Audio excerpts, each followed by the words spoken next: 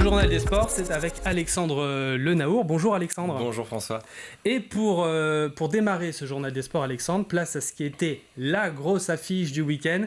En football, vendredi soir, c'était le derby entre la Roche VF et les Herbiers. Et oui, une affiche alléchante et attendue pour un duel au sommet de cette Nationale 2. Le leader lyonnais, invaincu, recevait les Herbiers, 4e au classement avant le coup d'envoi. La Roche VF en rouge, les Herbiers en blanc. Et ce sont les Lyonnais qui vont être le plus à l'œuvre en début de partie. Keita lancé sur le côté droit, Pio sort à l'abordage, mais Noah Ziliox veille au grain et sauve ce ballon devant sa ligne. La Roche domine, nouvelle occasion, Sonny Butro lance Mbaki, mais le numéro 9 lyonnais centre trop en retrait.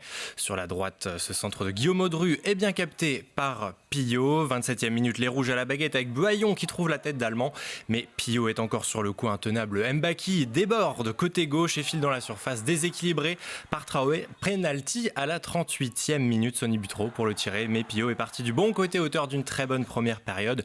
Toujours 0-0 donc à la pause. Les Herbiers sont toujours en difficulté dans ce début de deuxième. Les Lyonnais gardent le pied sur le ballon et sont tout proches d'ouvrir le score ici par Ibrahima Keita qui voit sa frappe contrée à bout portant par Jérémy Billy. Billy justement qui est ici aux manettes, 20 minutes encore à jouer. L'ancien joueur de la Roche VF s'échappe côté gauche et percuté dans la surface. L'arbitre sort le rouge pour Ndiaye. Penalty, donc Pierre Lavenant a l'occasion de mettre les siens devant. Amada plonge du bon côté, mais c'est au fond. Les Herbiers mènent 1-0. Il reste un quart d'heure à jouer. Les Lyonnais auront encore une grosse occasion ici avec Mbaki, mais Pio reste impeccable. On en restera donc là d'un froid réalisme. Les Herbiers s'imposent 1-0 et mettent fin à l'invincibilité de la Roche en championnat. La réaction du coach des Herbretels, Laurent David, au micro de Daniel Lelanne.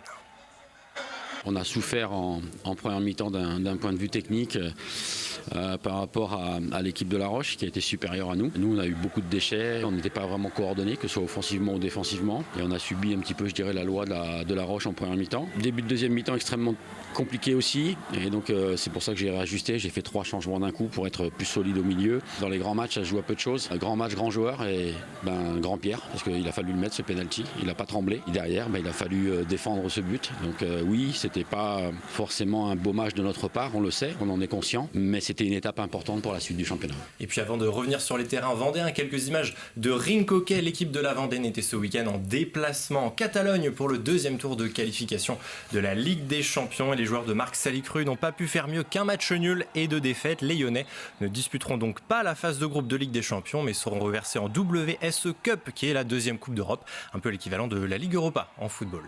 Alexandre, on reste à La Roche-sur-Yon, mais cette fois avec du handball. Autre derby au programme, un derby ligérien. 8e journée de Nationale 1 féminine. La Roche-Vendée handball recevait la réserve des Neptunes de Nantes. Et ça se passait au sec, cette fois samedi soir du côté de la salle Omnisport. Des Lyonnaises 4e avant la rencontre. Nantes 8e au classement et un début de match qui tourne à l'avantage des Lyonnaises en rouge. Mais la partie s'équilibre rapidement. Les Nantaises réagissent et prennent les devants. 7-6 après 8 minutes. Malgré les 2 minutes prises par la capitaine lyonnaise Juliette Fréville, le RVHB tient bon et revient à égalité. Peu avant le quart d'heure, les attaques de part et d'autre restent muettes. 5 minutes sans but, la faute aux bonnes prestations des gardiennes. 5 arrêts en 5 minutes, notamment côté lyonnais pour Lidija Vujadinovic. À moins de 2 minutes de la pause, les Vendéennes reviennent finalement à la marque. Un score de parité, donc 15 partout après 30 minutes. Un début de deuxième à l'avantage des Lyonnaises et un temps fort symbolisé par Amal Amrouni. La Roche crée un premier écart significatif dans cette rencontre. Plus 5, Amrouni inscrivant 5 buts de rang pour son équipe. Nantais dans le dur, d'autant que les Nantaises perdent une joueuse à la 48e, rouge pour Ambre Lévesque. Le plus dur semble fait pour les Lyonnaises, 25-18 à 10 minutes du terme. Pourtant, les Neptunes ne se démobilisent pas et reviennent à 2 longueurs, 26-24, encore 3 minutes à jouer. 2 exclusions de 2 minutes en fin de match pour La Roche, mais ça tient, victoire 27-25, deuxième victoire de rang pour les joueuses d'Ophélie Charbonneau. L'entraîneur des Lyonnaises que je vous propose d'écouter au micro de Sandrine Pelletier. Un match un peu fou si on regarde les 5 dernières minutes. On démarre plutôt bien, en attaque placée, on est à 15 buts à la mi-temps, donc on est très efficace, on a des vraies solutions. Après, défensivement, en première mi-temps, on prend des buts de casquette et c'est ce qu'on avait à cœur de changer à la mi-temps. On a vraiment appuyé là-dessus et chose qui a été faite, parce que si je ne me trompe pas, à la 17e minute de la deuxième, elles ont mis que 3 buts à peu près, je ne dois pas en être très loin. Donc vraiment, on a corrigé le tir et c'est ce qui fait qu'on fait une différence de plus 6 et qui fait qu'à la fin, on remporte le match, même si la fin est un peu mouvementée. Des images de volleyball à présent pour la 5e journée de Nationale 3 féminine. Montaigu-Vendée Boufféré recevait hier après-midi, dimanche, l'équipe de Vannes. Et oui, 2 équipes aux dynamiques pas vraiment comparables. 3 défaites de rang pour les Vendéennes, là où les Bretonnes ont enchaîné 3 victoires et sont 2e du championnat. On pouvait donc s'attendre à une affiche déséquilibrée à la salle des sports de Boufféré. Ce fut le cas dans le premier set que les Vannetaises vont empocher sans trop de difficultés, 25-10. Mais Boufféré se rebiffe, pas question de laisser les Vannetaises s'envoler. Les Vendéennes tiennent la dragée haute aux visiteuses. 2e set, Boufféré, 25-22, une manche partout. Donc le 3e set est ensuite très disputé entre les deux formations. Vannes termine plus fort, 25-22 pour les Morbihanaises qui mènent désormais 2-7-1. Bis repetita. Dans la 4e manche, Boufféré et Vannes s'accrochent, mais dans le Money Time, là aussi, les Vannetaises serrent les dents et s'adjugent finalement le 4e set, 26-24. Montaigu-Vendée-Boufféré s'incline 3 manches à 1. À noter le carton rouge en fin de match pour Hugo Moussion, le coach des Vendéennes, après un geste d'humeur sur le dernier point. Je vous propose de l'écouter. Justement, il était avec Sandrine Pelletier. C'était un bon match, on a du mal à rentrer dedans dans le premier set où on est surprise par l'agressivité des adversaires. Mais après, une fois qu'on rentre dans ce match, c'était un beau combat où les filles elles ont quand même montré un super visage. On a réussi une bonne prestation dans l'ensemble. Je pense qu'on avait encore mieux à aller chercher que cette défaite 3-1. Il y avait sûrement un tie-break et puis après au tie-break on ne sait pas trop ce qui peut se passer mais collectivement on peut être satisfait de ce qu'on a fait mais un peu frustré parce qu'on aurait sûrement mérité un peu plus sur cette fin de match notamment.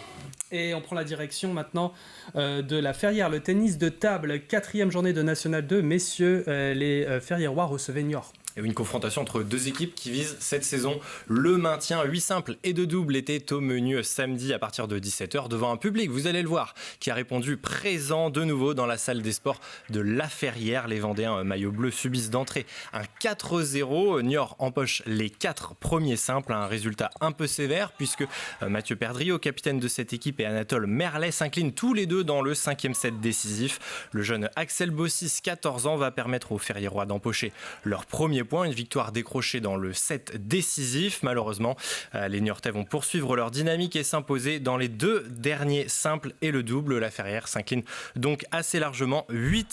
Pas forcément la soirée rêvée donc pour le capitaine des Ferriérois, Mathieu Perdriau. Réaction recueillie par Daniel Lelanne. Pas un bon bilan, que ce soit personnel en termes de résultats ou que ce soit l'équipe.